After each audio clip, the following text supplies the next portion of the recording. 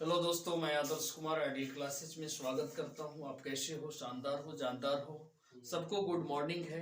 आज class 10th की बात करेंगे, जिसमें विद्युत धारा चैप्टर 4 फिजिक्स करेंगे, जिसमें इंपॉर्टेंट क्वेश्चन को हम कर रहे हैं ताकि एग्जाम में आप अच्छे से अच्छे स्कोर कर पाएँ। और काफ़ी दिक्कत होती है कि एग्जाम में क्वेश्चन को कौन पढ़े, क्या पढ़े, कैसे पढ़े, ये सारी दिक्कत होती है। तो आपके सामने इसीलिए क्वेश्चन को लेकर हाजिर हूँ, ताकि आप क्वेश्चन को देख लेंगे तो आपके पास नोट्स होगा, उससे आप तैयारी कर सकते हैं। तो स्टार्ट करते हैं विद्युत धारा में कि विद्युत धारा में कौन कौन से क्वेश्चन इंपॉर्टेंट होते हैं और कैसे क्वेश्चन को लिखना चाहिए और क्या पढ़ना चाहिए और क्या रिविजन करना चाहिए।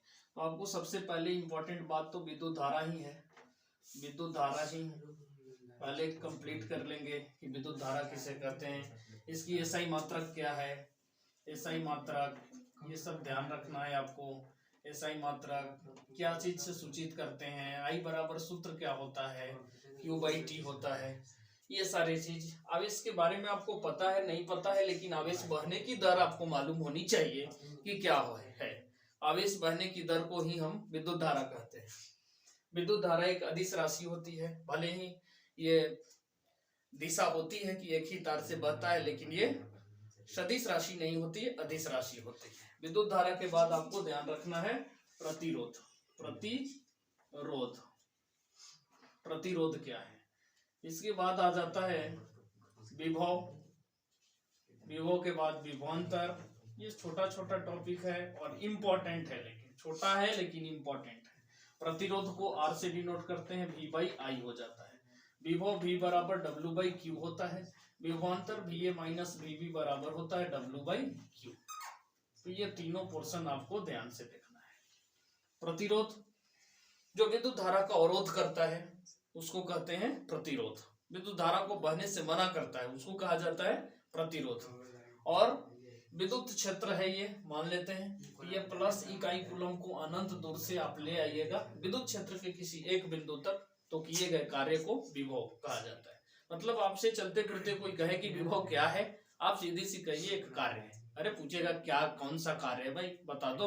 अरे वैद्युत कार्य है, विद्युत पढ़ रहे हैं आप तो वैद्युत कार्य करेगा, ऐसा थोड़े कोई अन्य कार्य करेगा, यांत्रिक कार्य करेगा, ये सब नहीं होता है। तो जो कार्य करता है आवेश, उसी को कहा जाता है विभव। उसको क्या कहते हैं? विभव। और विभवांतर विद्युत क्षेत्र के एक बिंदु से दूसरे बिंदु तक लाने में आवेश को जितना कार्य करना पड़ता है उसको कहते हैं विद्युत विभव। तो ये हो गया। तीसरी पॉइंट आप ध्यान रखना है ओम के नियम। इसमें ओम के नियम, ओम के नियम, ओम के नियम आपको ध्यान रखना है कि ओम के नियम किसको कहते हैं। ओम के नियम क्या है? तो किसी चालक से बहती हुई धारा की प्रबलता उसके दोनों छोरों के विभवांतर के समानुपाती होती है, उसी को कहा जाता है ओम के नियम। लेकिन इस ओम के नियम में आपको ध्यान रखना है कि ताप और दाब स्थिर होती है। मतलब कि स्थिर ताप और दाब पर किसी चालक से बहती हुई धारा की प्रबलता उसके दोनों छोरों के विभवांतर के समानुपाती होती है। मतलब कि आई समानुपाती, ये आपको ध्यान रखना है कि VA माइनस VB समानुपाती आई होती है। तो V आएगा तो I R हो जाएगा। तो ये ओम के नियम हो गया। ओम के नियम के बाद आपको ध्यान रखना है कि प्रतिरोध किन किन बातों पर निर्भर करता है। प्रतिरोध को प्रभावित करने वाले कारक। तो पहला ये डिपेंड करता है, R समानुपाती होता है L के, R विद्युत कर्मानुपाती होता है 1/A के। तो पहला चालक की प्रकृति पर, दूसरा चालक की लंबाई पर, और दूसरा चालक के अनुप्रस्थ काट के क्षेत्रफल पर। तो यहाँ से ये दोनों को मिलाकर लिखा जाए तो ये L/A हो जाता है। L/A समानुपाती। समानुपाती को चिन्ह हटाते हैं तो रो एक कांस्टेंट लेते हैं तो रो L/A हो जाता है। यहाँ से काफी इंपॉर्टेंट आपको आ जाता है रो, जिसको कहते हैं प्रतिरोधकता। प्रतिरोधकता मतलब रो बराबर RA/L। इसका मात्रक जो होता है, ये सभी का मात्रक भी आपको ध्यान रखना है कि प्रतिरोध का मात्रक, विभव का मात्रक, ठीक है, विभवांतर का मात्रक, ये मात्रक कभी नहीं भूलेंगे। और प्रतिरोधकता का रो द्वारा RA/L हो जाता है, तो इसका ओम मीटर हो जाता है, इसका क्या हो जाएगा ओम मीटर। और R का प्रतिरोध को आप जानते ही ओम, विभव का वोल्ट, विभवांतर का भी वोल्ट। तो प्रतिरोध प्रभावित 3 बातों पर, पहला चालक की प्रकृति, दूसरा चालक की लंबाई और चालक के अनुप्रस्थ काट का क्षेत्रफल। ये R बराबर OL/A हो जाता है। इसके बाद प्रतिरोधकता भी ध्यान रखना है, प्रतिरोधकता किसे कहते हैं। इसके बाद इसमें कुछ क्वेश्चन होते हैं, जैसे विद्युत बल्ब में निष्क्रिय गैस भरी जाती है क्यों? विद्युत बल्ब में निष्क्रिय गैस भरी जाती है क्यों?